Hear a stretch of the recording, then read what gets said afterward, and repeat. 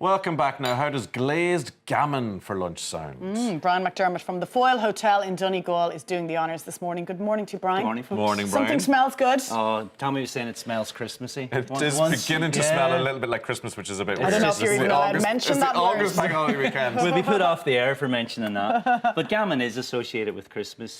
Personally, I love it. It's a lovely weekend. It's a Sunday lunch. It's a breakfast option. But what is it? What is gammon over ham? And basically, it's the hind leg of the pig, the pork, and it's cured, usually smoked or salted. Okay. And it tends to be whole muscle, and it's always raw, where ham is ready to eat and cooked. And that's the big difference. So you got your ham and your gammon and your bacon. They're all different things. Yeah, well, bacon is also something that is cured and taken from the pig in the form of pork, and then needs to be cooked as well before eating. Where ham, you know, we talk about processed ham and what's good and what's bad first. So this being a whole muscle means as well that it's not processed in any way and it's ready to eat, basically, once it's cooked. So what are you ordering in your local butchers when you're buying this, Brian? You're asking for gammon and you're asking for the hind leg. For the hind leg, it's a cut of that. You keep kind of going a bit like this. I know. You're trying to be polite there. And I've only 2 hind legs versus the pig.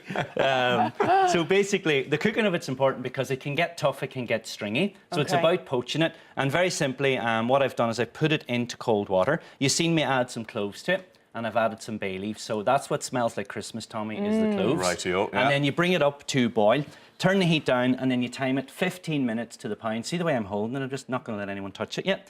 So I've already cooked this one. It's 15 minutes to the pound weight. So I've turned the heat off, and this is ready basically to glaze, because this is the magic in a ham when you go to glaze it. You don't leave it in cold water overnight or do any of that kind of stuff, do you? No, but that's a great question, because historically that would have been done, and that's because the old curing process would have relied very, very heavily on a lot of salt, and the salt was then pulled out from the seeping or soaking it overnight. But processes have moved on, packaging has moved on, so rather than curing it with a lot of salt now, it gets less salt, about 30–35% less. So there's no need now to be soaking it overnight. So that's an older method that's not really required anymore. Yeah, it's just that the butchers have advanced and moved on. So by poaching it in the cold water, you're kind of getting that bit of salt out of it. And you are, but you want to retain some of it as well, because we just know that gammon and ham should be salty, but how do you make it lovely and sweet and caramelised? Well, I've just added some mustard, brown sugar and some honey, and I'm going to add a dash of Worcester sauce to this, and then ground cloves. You know the way we've got whole cloves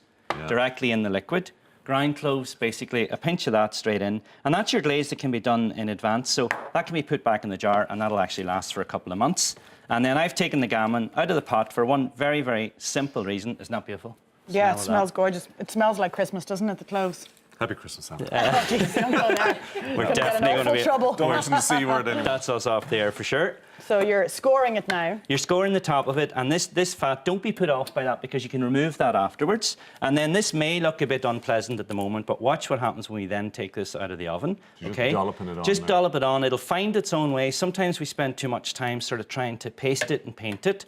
And the other thing that actually does my head in is when you take whole cloves and you push them into the gammon and put it all around it. It looks great if you're doing a magazine or doing pictures of it, but for me, it's unedible.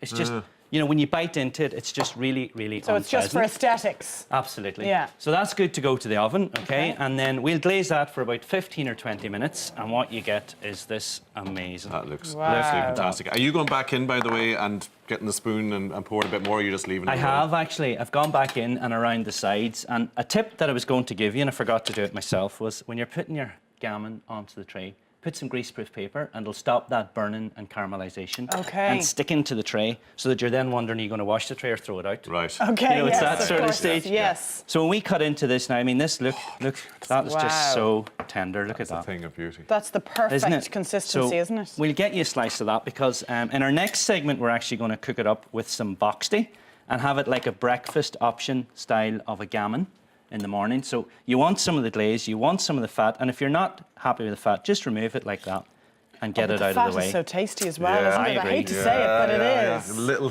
bit of... I have a feeling if we go to an ad break, we'll be attacking the fat, won't we? So you serve this in the hotel as a breakfast with the boxty and a... You have a try, Tommy. Serve that up with boxty. So boxty we'll talk about later on, which is just more of a sort of border, Midlands, Ulster thing, and it's like a potato pancake, but it's absolutely beautiful with that, because the temperature, that's right.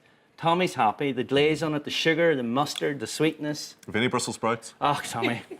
and a cracker. He's never happy, do you know that? The Foyle Hotel is your own hotel, Brian. It's only open, how long? We're only open 5 weeks, 5 actually. weeks, and how's it going? It's been going great. We're in peak season. Any show and seeing increased numbers. We've had the Irish Open up there in the golf, so it's just been brilliant for Well, you don't isn't need it? to promote it to this I side, know, that's for I know. sure. We're doing a great and job, Taste Brian. of Cavan is next Friday. Taste is that Cavan right? next week, and I believe Simon is actually, he's with me. He's coming you've up to got a demo. pal there, Have you ever yeah. seen him demonstrate? I have indeed. Well, I've seen him He's demonstrate various other cooking, things. though. But Demonstrate quite a bit, actually. There's theatre involved, isn't there? We'll not let him hear us say this, but he's absolutely brilliant. And they love him in Cavan because this will be his second Well, they year can up keep there. him. So Yeah, good. brilliant stuff, Brian.